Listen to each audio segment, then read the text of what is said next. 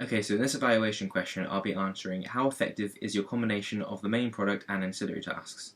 I've decided to use a prezi to present this answer, and I'm also going to be talking to you in the top right hand corner, as you can see throughout this video. So the first section I want to talk about is what really makes an effective combination of main products and ancillary tasks. When I was planning and researching into doing my ancillary tasks, I discovered that you have to make a clear connection across all three media texts to make an effective piece of work. I really decided to try and do this by matching the colours, the fonts and the characters that can be seen. Mainly Michael, as he's my main character, so he's in my digipack, my poster and my music video. I think when I compare my work to current forms of media, they are actually quite similar in the sense that they create a clear link between all platforms. However, it's not the only way to make an effective ancillary task. For example, other important factors is creativity. Something that is creative and different will make, well, I found out that the audience will appreciate the work more, as it's something that they're not used to seeing, and later on as I talk about my target audience, that's what they requested me to make. I believe that I've been creative in the work I've made because I use all the different techniques and I show Michael's face in different ways, and they all follow the theme I set, seeing things in a different way. And the reason I set this theme to myself was because of the song Polarized, and it's all about seeing the world in a different way and how he's seeing his life in a different way. So across all three texts I've tried to include one part of it that follows this theme, seeing things in a different way. And I'll get onto that in a little bit. So the first bit I want to show you is my actual poster now. So here's my poster. You can see I've got a lens flare in the top left hand corner, I've got the title at the bottom, I have got Michael's face, and his face is actually made up from the lyrics of the song. So that's the poster, and I'll probably explain, or I will explain in a little bit, what everything means and why I've used them. Right, so the titles I've used are actually different across all three platforms of media I've done. This is done on purpose though, because I thought that by doing this it will mean two things. Firstly, each piece of media will look different and not repetitive, and this is good because it sticks to the seeing things a different way theme that I'm using, because you're seeing it in a different way across each piece of media. Secondly, I realised by using different titles in my work, it will look less continuous across all three pieces of media. I know that, but this is because my work is very continuous already, with the colour, the lens flare, the theme I've got going, and just the way how it all portrays the exact same emotion. So I thought I need to have something that isn't going to be continuous, because if not it will look like I copied and pasted the exact same piece of work across all three forms of media. So I went through the titles to be the way that I change up my piece of the media.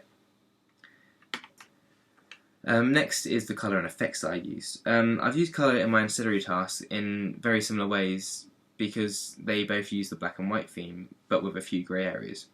The reason I chose to make them black and white is so they match the main products and the black and white scenes in my music video I've made. This also allows me to change the colour that I use on the inside of the album, because this represents the end of the music video. In the music video it is very light and vibrant. It will represent the change of the emotions when you open the cover up, and when it goes from black and white to a wall of colour, basically. Because in the music video I've got Michael who does his hand effect, then it goes up and comes back down, and it's the climactic point of the song where the entire emotion has been flipped on its head and it's gone from black and white to colour, and it's gone from depression to happiness. And I want to do that when opening a cover up. You've got your depressive opening face, and as you open it up you're brought out with this wall of colour, and it changes your entire emotions on the entire song. Another reason for using black and white is though they look similar again for continuity reasons, like I said. It also allows me to use the lens flare on the cover to create a polarised look, hence the name of the song Polarised. When you look through the sunglasses, the world looks darker, but you get the lens flare occasionally, so the black and white makes it look you're looking through the polarised sunglasses there.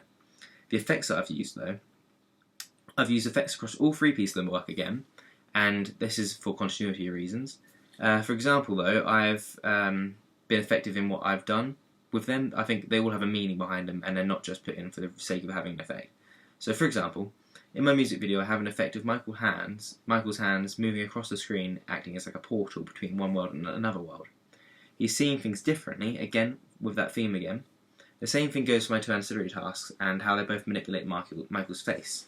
The reason why I think they're all effective is because I wanted the overall piece of work to have a slight dreamy feel to it. This is because I wanted the viewer to be able to decide whether or not this is real life. By using effects in the video, at the part when the drums start exploding, it will make the viewer doubt that this world is real, because up to that point it's very realistic.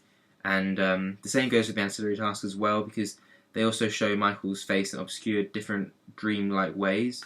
So the combination of all three of these, I think, gives the viewer the option to be able to guess if this is real, a dream, or it's in Michael's head. And that's what I wanted to make. I wanted the viewer to keep on guessing, to really engage them after the video, so they can have questions to ask and what they want to know. So that's the effects. And now here's my digipack. It's got my front cover and my back inside cover, sorry, and my back cover as well, and the CD.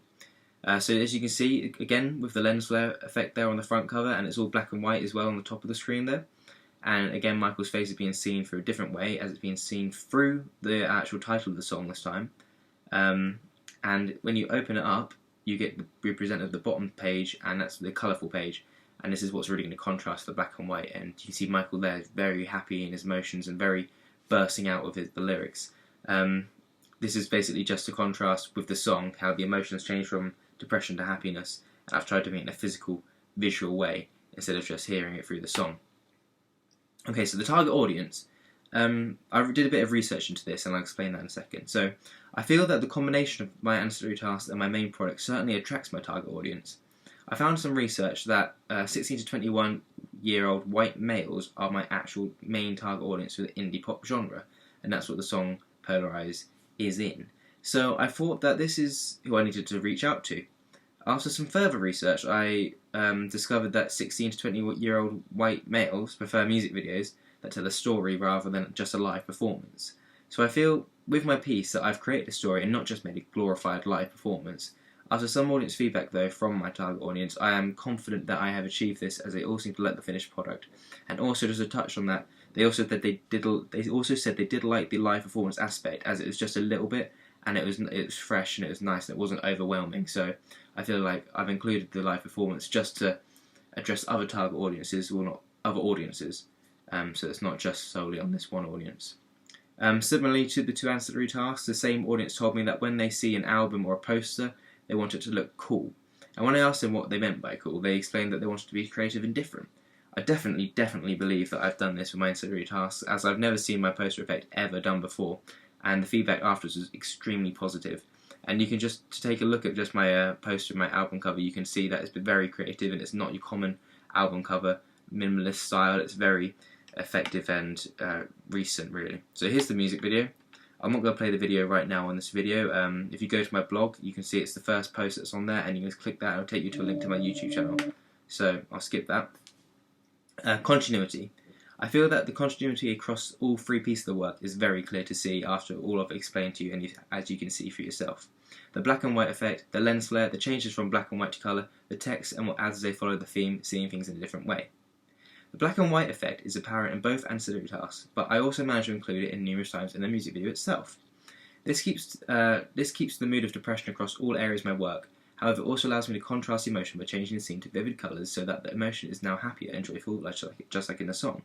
But the black and white also allows me to do something else, and I haven't written this down here, but I'm going to tell you about it now. The black and white also allows me to use the hat that is seen in the video as a catalyst in the change of emotions.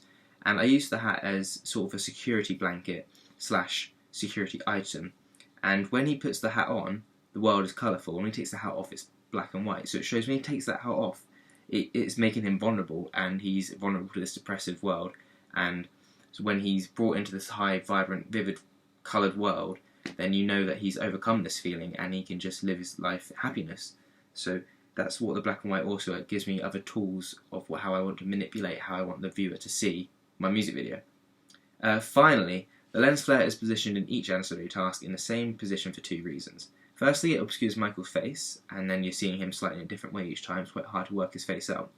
And secondly, it makes the poster of the digipack look like they belong together. And that's what I was really trying to achieve for this piece of work. I wanted the digipack and the poster to look almost like they could be given to someone at the same time, and they would put them matched, not like a jigsaw piece. They fit together, and they just emphasise what the music video has created. So this is my entire prezi there. I hope you now understand how I think my combination of my main product and ancillary task is effective. I've touched on all areas I think there is there, and yeah, I hope you now understand. So thanks for watching, and I'll see you next time.